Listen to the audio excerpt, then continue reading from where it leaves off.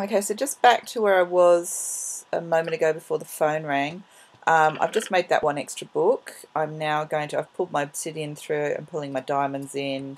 I'm going to enchant a couple of things just to give me a bit more of an option. So anyone who's not made an enchantment table or doesn't know much about enchanting, because I've met people that are seasoned Minecrafters who've never done any enchanting. I haven't yet done anything with potions, so I will investigate. Sorry, the potions at some point. What I'm going to do is I'm going to place my bookshelf.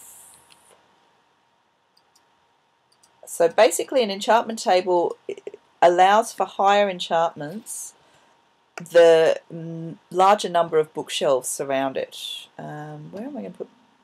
I guess I'll put it there. But they do need to be meeting the enchantment table at some point. So now that my enchantment table's there, you'll see that if I place, for example, my diamond sword in there, it's giving me some options. I'm level 9. I've got one bookshelf next to it, so 3 is probably quite good actually. I might be able to pull a 4 if I'm really lucky. Yeah, there we go. Now, I don't understand this script. Apparently it's a RuneScape script or something like that. I did read about it at some point, and in fact I did actually attempt to translate it, and the translation didn't tell me anything at all about the enchantment. So I've got to pick one of these. I'm going to pick that one just for the sake of it. Let's see what I got. I got sharpness. Sharpness is good. You know, it's not fabulous. And because I've got a completely untouched iron pickaxe, and I now no longer have any diamonds to get a diamond pickaxe, I might just enchant my pickaxe as well. I'm very curious to see what a level 5 would be. Yep, let's just have a go. Oh, so I've got unbreaking and efficiency, so that makes it almost as good as a diamond pickaxe, except that I still can't harvest obsidian with it.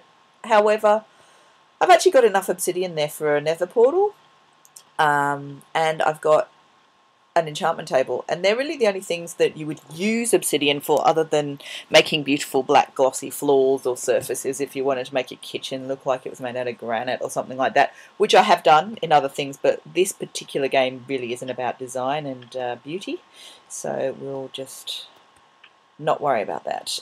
What we will do is go put this stuff back in the trunk. Anyone got any tips for how to get better at using ladders? I'm really crap at using them, but I have no room for a staircase in this particular home. The other thing that I didn't mention was when I was down on that obsidian floor cavern, a slime came up, and I so managed to get some slime, which means I can make some sticky pistons at some point. I mean, I have to say, to be perfectly honest, sticky pistons is the furthest thing from my mind. I'm not thinking about anything like that at the moment, but I could, so that's kind of cool. Let's put the obsidian away. Let's put the cactus away.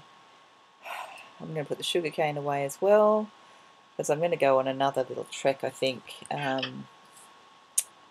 What I'm going to do is make another compass. So I'm going to try and map out this world, and then I'm going to make a map. So here I've now got... Oh, that's clearly not how you make a map. Maybe it's all of them. Yeah, there we go. So now I've got a map and a compass. I've got enchanted stuff.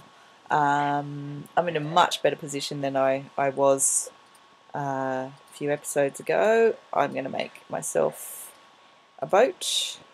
And what I might do... I'm going to hang on to these bones for the freak chance that I actually make it to a snow biome. And let's face it, we actually don't know what's out there. There seems to be a lot of water, but if I've got a boat, I can actually travel that water and check it out a bit more. In fact, I might make another boat and just get myself a bit more wood before I leave. Can I stack boats? No, I can't stack boats. That's not surprising, really. I didn't think I would be able to.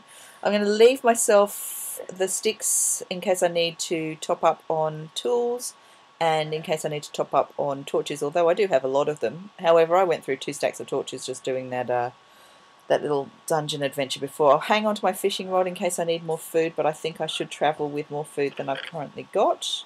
So I've got 4 bread. That's reasonably good.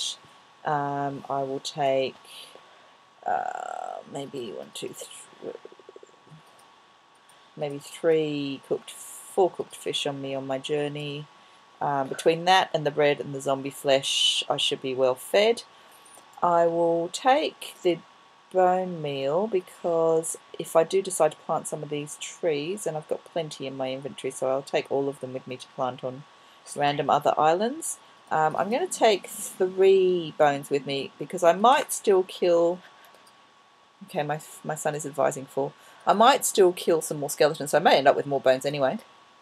But if I do come across a snow biome and have any chance of getting myself a puppy, I want one.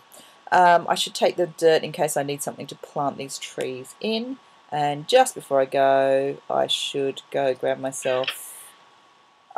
there's one other thing I would like to take with me because I don't know what's going to be out there. I'm going to make myself flint and steel.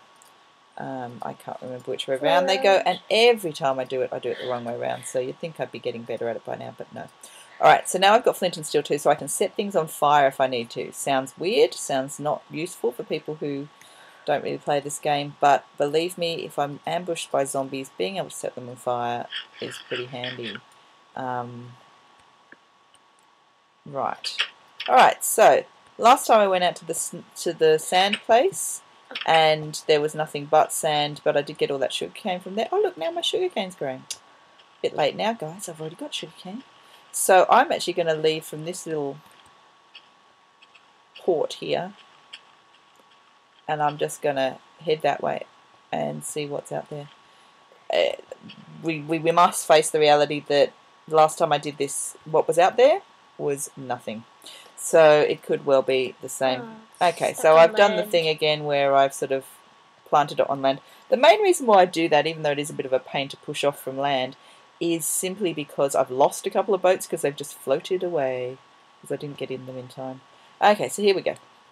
Trekking out into the deep blue ocean to see what I can see, and hopefully we will see something soon. So I'm just going to sail for a little bit, and if we don't find anything, then I will just zap off and come back when I find something, because as I say, I've done this in a previous lifetime and did this, although not in a boat, for days, and that could be really just fun because you'd only get to listen to my scintillating commentary. So I'm just going to give it a couple more minutes while still online to see if there really is anything out there. Also because, as I say, I actually had my render distance on short. It was because my older son Remy, was on the Hunger Games PvP server, and he was having... I've got to not run into these squid because they might break my boat. He was having a lot of difficulty with the lag. Now, if anyone's been on this... it's pvp/hg.com, I think, Minecraft, something like that. Anyway, it's a really good server. You end up with 150 other people basically spawned into a random world, and it's the Hunger Games. It's a survival situation. You got to kill or be killed. I've been on there a few times. The reason I'm not planning to film many of those at the moment is that I generally die in the first maybe 5 minutes of the game. Less, quite often. I think I've been possibly the first, and certainly in the top 10 a couple of times, of people killed. However, I have managed to survive for a little bit longer than that. I managed to get into the top 40, but that was through pure evasion. So that was just me hiding, seeing what I could do in my hidden state, and almost starving to death, coming out and then being killed. So that's not necessarily fun to watch. However, my older son Remy has he has actually managed to make it into the top 9, and he's pretty good. So what I might do is get him to record some. We can do dual commentary possibly if he's not totally comfortable with commentary. He's turning 13, so he's not, you know, necessarily super into the sound of his own voice in that way, but you never know, he might come to life on a Hunger Games Minecraft commentary. Quinn, the younger one, who you have heard from on these videos before, he's also been on there. He's made it into the top 12, and he has some interesting elusive hiding tactics as well. So you may well get to see that. If any of you play on there, I play as Veronica Slayer, Remy plays as Apple Pie 78, and Quinn plays as Mr. Hot Dog 73. So if you do see us there and you are contemplating killing us, you know, just know who you're killing. All right, so I've now been sailing out in this boat for a good couple of minutes. There's still nothing. So you can imagine what this was like without a boat. I mean, this was just literally unrelenting swimming.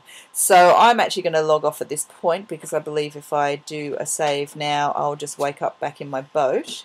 So let's do that, and I'll talk to you guys hopefully when I found something. Bye.